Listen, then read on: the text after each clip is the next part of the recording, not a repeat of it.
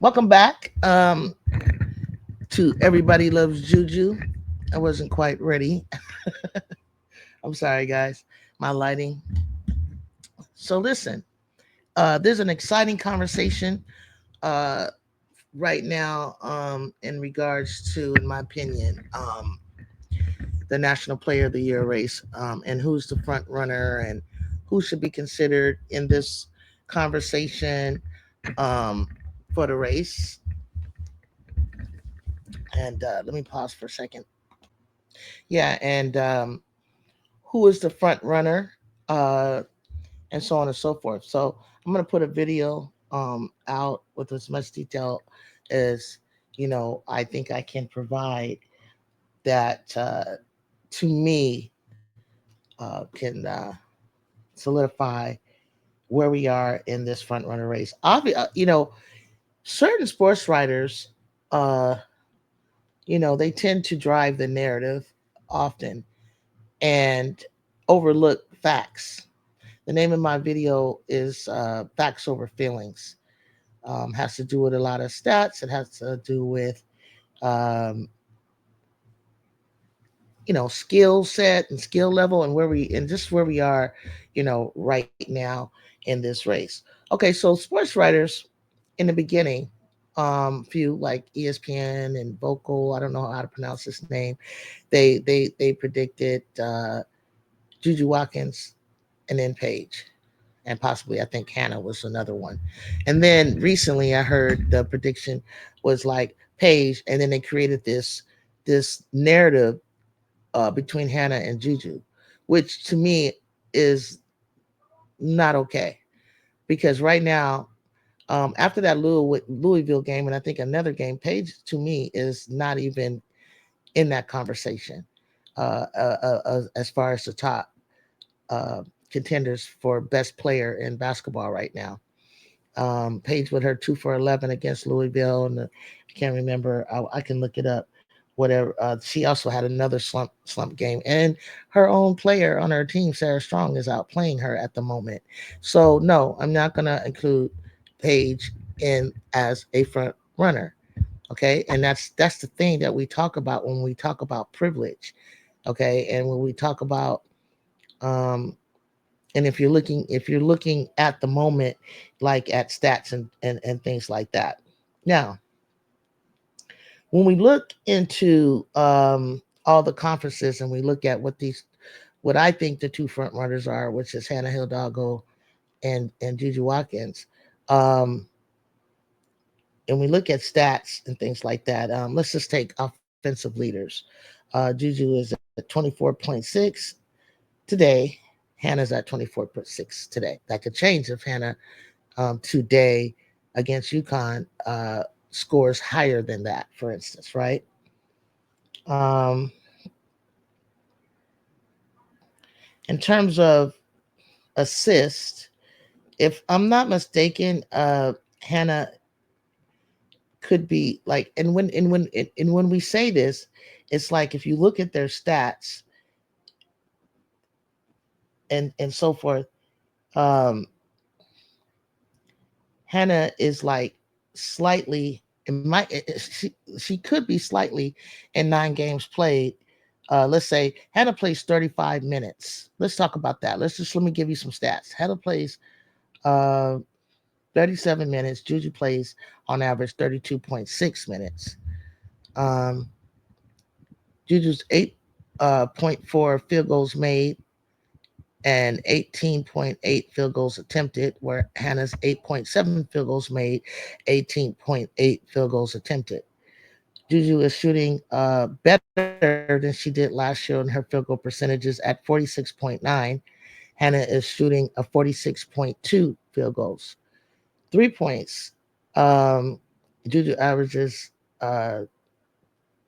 three field goals, 3 pointers made, um, and with 8 attempted, and Hannah's shoots 1.5 or 4.8 field goals attempted. So Juju clearly has her there because Juju's Hannah's that's more like of a Olivia or Sonia Citron thing.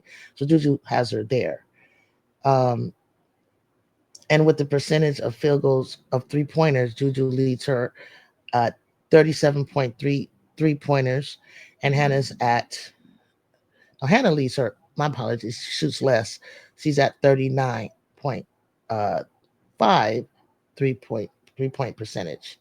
So she's like 2.3. The free throws, Juju last year shot at least 85%. Her percentage was higher last year. She's at 78.5. I expect that to go up. Hannah's at 80% free throw percentage. And then assists, Juju has 3.4 assists, while Hannah has 3.3. Very super close because they're both amazing players. Don't get me wrong. And then turnovers, Juju averages 3.6 and Hannah averages 3.2 turnovers. Very close. Now, what makes them unique is Hannah's very versatile. I think she's a very versatile player. But I think what for Juju, she's a better scorer and she's a better two-way defender. She's a better two-way defender to me. And they say, the narrative that's driven because of Hannah Steele's is that she's a better defender. But how can that be? How do you say that unless you go to the stats and you look at the facts, right? So I think that's a narrative that's out there that because when you see Hannah, she's more exciting and impactful when she's doing her steals and things like that. But if you take if you want to talk about uh, a defensive standout or defender, I think Juju is a better defender, her a defensive prowess than Hannah. Because why? Because Juju can I think it's harder to score on Juju more so than it is on Hannah. Hannah's thing that makes her a great defender. She's a thief in the night. She's a great her steals are high, but as far as like who is it harder to score on, that's Juju, and to me that makes her the better defender. Okay, so let's look at this. Juju averages 4.7 defensive rebounds. Hannah averages 4.4 defensive rebounds. Juju has 4.7 steals and blocks to Hannah's 4.3 steals and blocks. That's a category for defender, okay? Juju slightly higher. Rebounding percentage is 4.7 for defensive rebounds, and Hannah's is 8.8 for defensive rebounds. Juju's got her in all of those categories.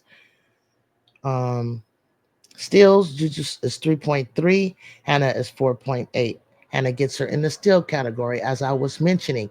That's what's making you all want to say she's the best defender when that is not all of that. When you look at the defensive categories, Juju is leading in these categories. Then we got 6.6 percentage in blocks to Hannah's 0.5 block percentage. Juju leads her in that. Defensive, uh, not sure what WS is, my bad. But Juju's 0.8 in defense and Santa's 0.7. And then another category that Juju leads in is um, is 67.7 defensive, and it says RTG to Hannah's defensive RTG is 76.4. So that just might have something to do with um, and the advantage goes to Juju, because what that probably shows is that who who scores on her, and on her team, or on her as opposed to Hannah. So in those categories, um, Ju leads in everything on Hannah except for steals. But you knew that. You knew that already, right? So if these two are the front runners today, this is what makes JuJu Watkins the front runner as of today, December 12th. Now, after tonight's game at UConn, let's see what Hannah does. Let's see how well she plays, how much she impacts her game. One of the things I have to say with Paige, I think her leadership. I think what she lends to to UConn, and what makes her a standout and front runner is her leadership, and her ability to win and to score. So, but in I no way feel that Paige is the front runner. I think the race is between these two. And another person I just want to mention, for honorable mention's sake, is Tanaya Latson. Now, Tanaya Latson, um, she is leading the country at with 28.8 in her scoring. But where does Tanaya land overall in these categories, especially with affecting the game and being a two-way player, as JuJu Watkins does? If you ever want to wonder, like, well, why isn't she in the conversation enough? I mean, she's in the conversation with scoring because, um, in terms of, like, I think her highest game this year is 39, but then Ju beats her on that with having 40. Cal Baptist or not, it doesn't matter. She got the 40. Last year, she averaged, at when it was all said and done, was 27.5. But I guarantee you, Lasson has several, maybe five. I want to say five, maybe five, and I could be wrong. 30-point games, but Juju, like, has I'm sure will end the season with more 30-point games than just her freshman year. Lasson, what is a junior? We're talking about a sophomore, and she's already gotten to more 30 points gained, 16 to be exact, faster than Caitlin Clark. And Caitlin Clark being a standard, being that she scored and set a record of over 4,000 points. The the race, or the attraction, is to follow and track Juju's career to see if she's on pace to uh, be the all-time scoring leader in basketball. But I definitely feel like she's a tremendous scorer. She's just warming up. No one this year, man or woman, has had 9 3-pointers in a game at 82% and shot 67% field goal percentage in that same game. So what I'm looking at with Juju is that she's improved in assists this year. She's improved in blocks this year. Her rebounding what went down by one. She was more like she would rebound. She's probably like 7.3 last year, and she's probably 6.3 this year. And that's with Kiki Ariafen, which is the Katrina McClain Award winner of last year, best power forward in the country. One of the things about Katrina McClain in her history when she played, and you can look her up, is that she was an amazing offensive and defensive rebounder. So I just talked about defense because that's the argument. Well, Hannah Dago is better. No, no, no, because she only leads Juju in one category, which is steals. So as far as I'm concerned, it's a no-brainer. I think Juju is currently at this moment the best player in the country, with Hannah second and Paige third. Tonight's matchup is going to really, you know, kind of like give Hannah a chance to really get to solidify something with in terms of, like, I say, beating UConn. Um, I think Hannah, has more help right now, although she doesn't have Maddie Westfall. But again, Juju doesn't have Kennedy Smith. So I think But we're not talking about Juju right now. We're talking about the matchup right now that's gonna that could elevate Hannah's running for best player in the country at the moment when she plays UConn, the number 2 team in the country. And then in a couple of weeks, Juju will come behind and play UConn as well, depending on if they fall out of second position. She'll have a chance again to play against the quote unquote number 1 player in the country, possibly right at the moment front runner, which I don't agree with, December 21st. Now, um, it's exciting. I think all of these people are amazing, and I think that all of them are special. By no means do I actually feel that any of them are like just leading.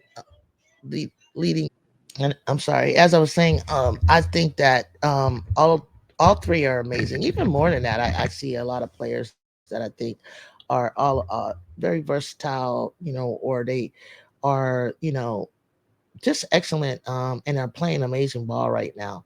But in terms of like just the conversation piece, facts over feelings, I gave you the statistics. You can look at them for yourself and you can comment in my comment section. Please do if I'm incorrect about anything. But when you look at the defensive category, you got to look at reboundings, you got to look at block shots. You got to look at these things. I think their turnovers are sort of similar. They average about 3, maybe a little less sometimes, maybe a little more sometimes. The great players do.